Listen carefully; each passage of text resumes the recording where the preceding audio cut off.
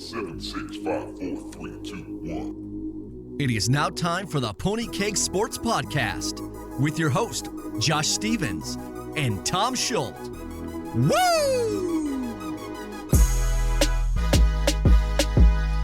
Hey, everybody. We are going to do a breakdown of the playoffs for the first week of our playoffs. And, yeah, let's get right into it. What a glorious week one of the playoffs it was. It was a very entertaining first round. We had Tim versus Alex, and we had Tom versus Jerry. And apparently Kevin still thought he was in the playoff hunt. At least he's still trying. He's setting a full lineup now. He did win by 2.4, so that's good. The shitty thing is when he saw that he was matched up against Mike Agent, he should have realized, oh shit, it's Mike. I'm not in the playoffs. Oh yeah, when you're 5-8, you shouldn't be expecting to be in the playoffs, and I'm glad he didn't make the playoffs.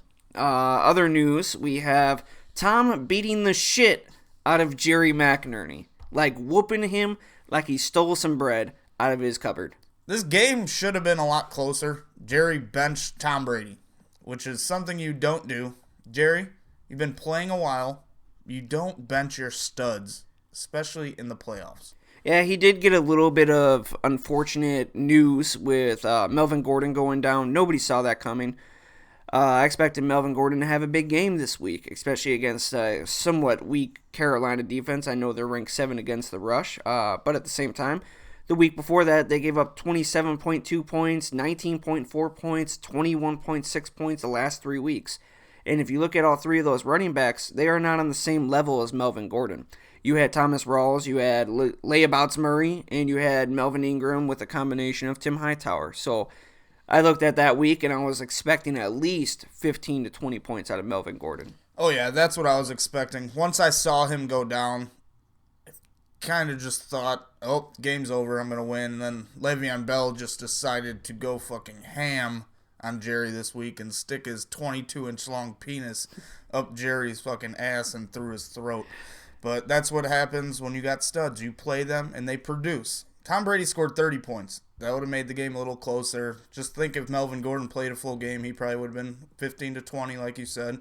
Jerry probably would have scored over 100 points.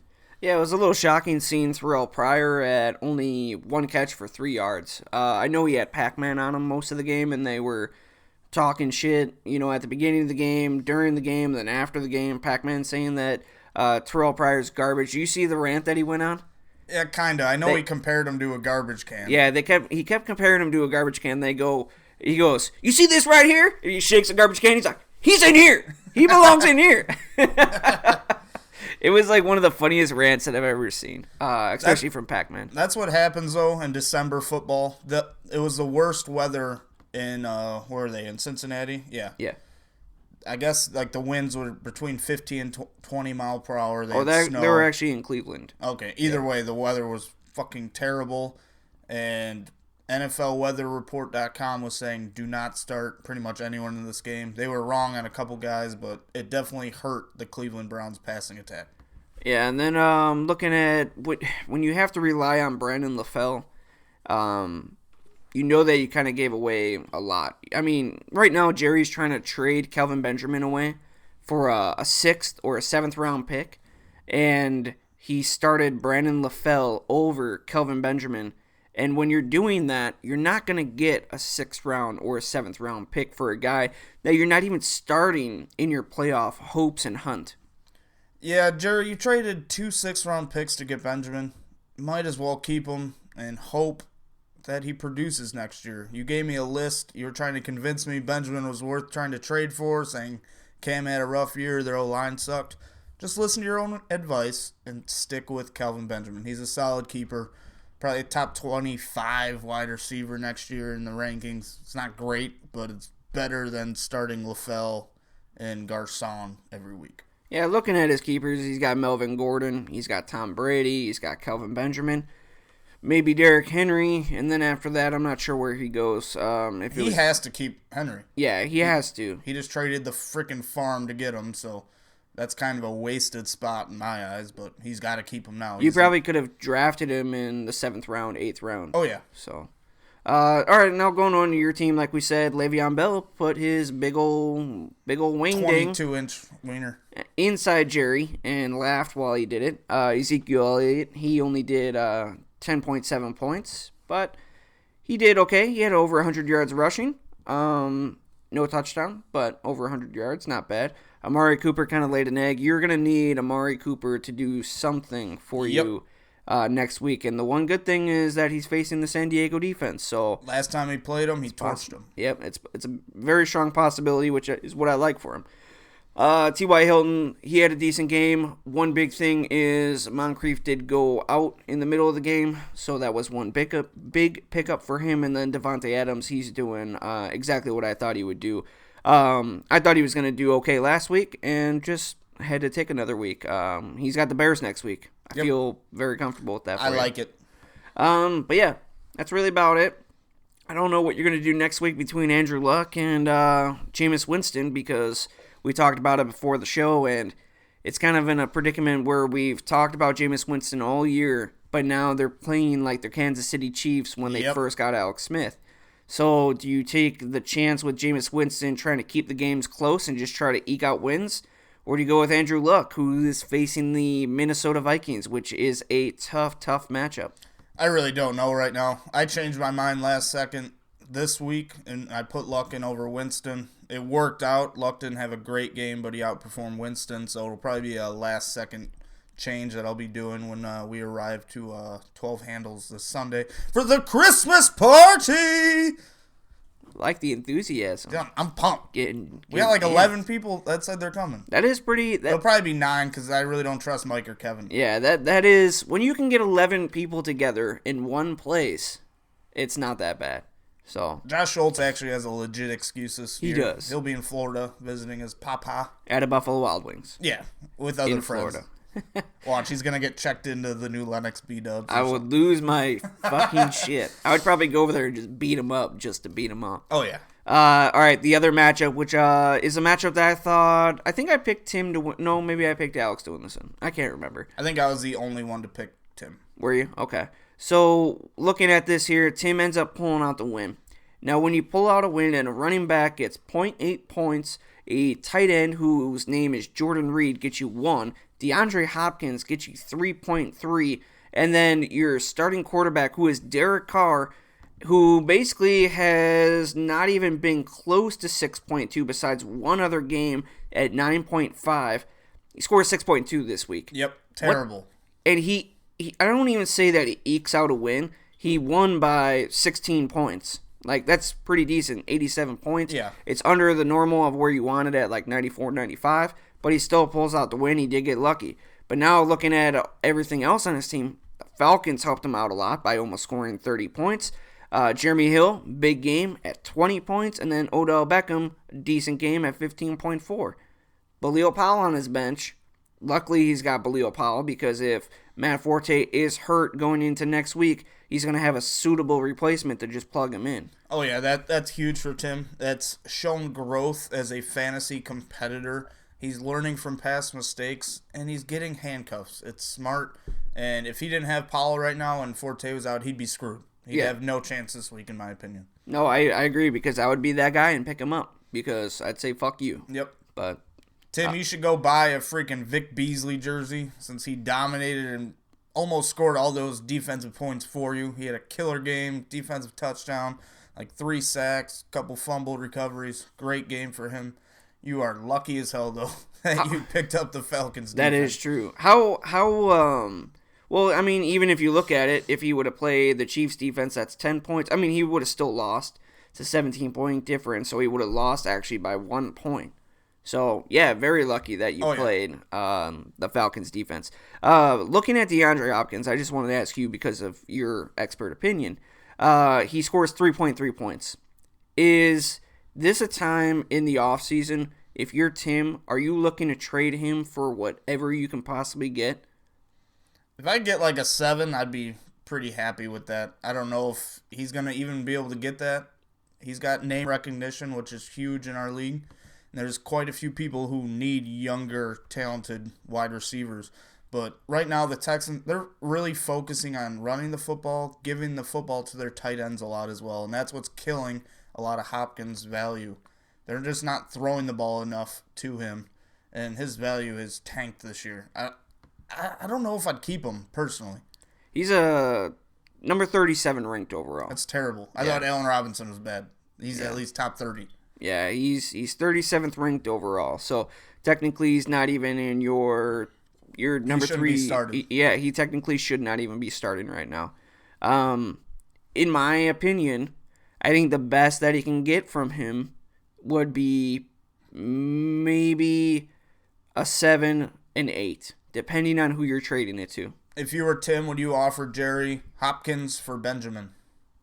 They've both been kind of burnt by those players all year long. Maybe they just need a new owner. I'd rather have Hopkins than Benjamin. I think so too. Yeah, there's no way I would do that straight up. If I was Tim and I was getting Benjamin, I would want at least a 8, and Tim would have to give me a 9 or a 10. But that's just me. If you were Tim right now, who would your 5 keepers be? My 5 keepers right now would be Antonio Brown, Odell Beckham, and it's so hard for me to say to keep a tight end, but if I was him, I would try to trade Jordan Reed, and at least for a wide receiver, and if you do that, then you're going to have to trade DeAndre Hopkins, and then you would have to keep Jeremy Hill. Yeah. Out of all of those, you have to. It's not that sexy. Yeah, it's not looking good. And I understand that he's got some good wide receivers. He does. But he's got to trade one of them to get something at running back. Has to. Yeah, I personally don't have that much confidence in Matt Forte. He's banged up. I don't know how long he's going to be out this week. He's getting older. Jets might freaking reach and go Fournette, Delvin Cook in the first round of the draft. So Forte's role in New York might be done. And I wouldn't want to be relying on a 31-year-old running back to be my number 1 guy in fantasy football next year. And it's tough to rely on a rookie running back to be your number 1 running back. Yeah. So that's why with me, where I got all those picks, I'm comfortable taking 2 to 3 running backs and hoping one hits. Yeah. You can't just take one rookie running back a la Melvin Gordon last year or a la Bishop Sankey the year before and expect those guys to just hit over and over and over again. It just doesn't work that way. If I was Tim, I would be trying to get Todd Gurley from Alex, like yesterday. Yeah, that's possible. That honestly, I could see DeAndre Hopkins, and I could see like a 7 for Todd Gurley and a 9. Yeah, something like that. I could see that. And I'd jump all over that if I was Tim. Yeah, if I was Tim, definitely. Gurley hasn't been the same Gurley that we saw last year, but he did decent this week, and they just need a new coach in there. It might help things out and might spark something for the Rams. I think Alex is more inclined to trade LaShawn McCoy or Layabouts Murray, but you got to remember he's also got Adrian Peterson on his bench too. So, I mean, Alex is sitting pretty good. He'll be dealing most likely 1 or 2 of those guys. Yeah. So yeah, pretty much if anybody needs a trade partner, you look at Alex because that's pretty much he's got a lot of people. Looking at the rest of Alex's team, he kind of had just a down week in general. This was one of the things that we talked about, right? Dak Prescott or Russell Wilson. Yep. And we did say Dak Prescott would be our start. Yep. Granted, he only scored 0.5 points more, but he did score a little bit higher. It was an ugly week for quarterbacks in general. Yeah. LaShawn McCoy, good game. Latavius Murray, good game. Jordy Nelson, good game. And then if you just look at it from wide receiver 2, wide receiver 3, and tight end, just duds all across the board. I feel bad for Alex. Looking at his team, he should have theoretically won. I think Tim just got really lucky with the defense. But the thing is, if you look at Tim's matchups next week, he's sitting pretty good for next week. Yeah. So, what do we have for week 2? We have Tim versus Spencer. Me and Justin. And then Tom versus Justin. Right now, Spencer's got nobody on a starting roster. That's good. No, that's Tim. Oh, that's Tim. All right. Well, he's an idiot then. He's got nobody on his starting roster. And then Spencer, whatever. And then the difference between you and Justin is 1.5 points. So let's start with these two idiots. Aaron Rodgers against Chicago, great matchup. Even though Chicago's defense has been playing a little bit better, I still like Green Bay with Aaron Rodgers against Chicago. Yeah.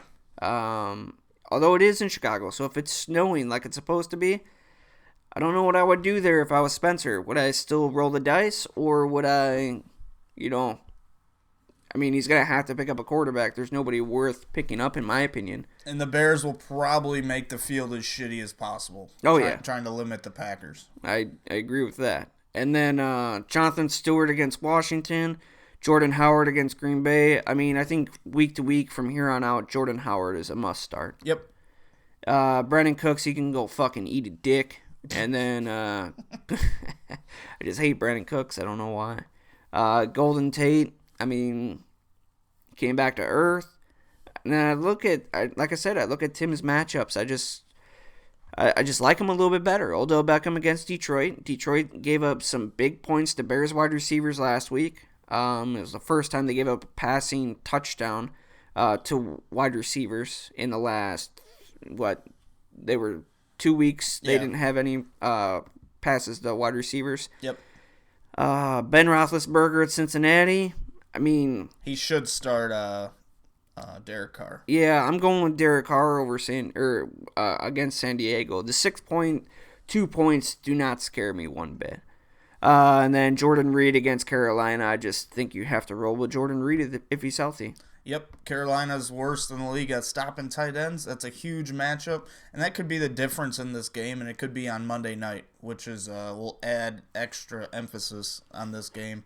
And I wish both games would be decided Sunday when we're all there, but it would be cool seeing one of these guys cry. They both want it bad. I think this game is going to be decided on the Monday night game with Jordan Reed. Yep. I think that's what's going to happen. You know what sucks for Tim? Huh? The Jets play Saturday. Ooh. So that gives Forte less time to get back. That could either be a good thing. He could try to force it through and he starts Forte and then he gets injured again. And then Bilal Powell takes the reins again. Yeah. So that's going to be tough. At that point, I would almost hope Matt Forte does not play, and then you can play Bilal Powell. Oh, yeah. That's me. Or I'd be starting Terrence West against Philly. I like that, too. So, Terrence West, he hasn't been the best, but the guy is ranked number 22 overall for running backs in our league. Jeremy Hill, I think, is a must start, regardless of his matchup right now. But he is playing the Steelers, and the Steelers are ranked 29th. So, to be honest, I look at everything here, and I don't know exactly who Tim is going to be starting.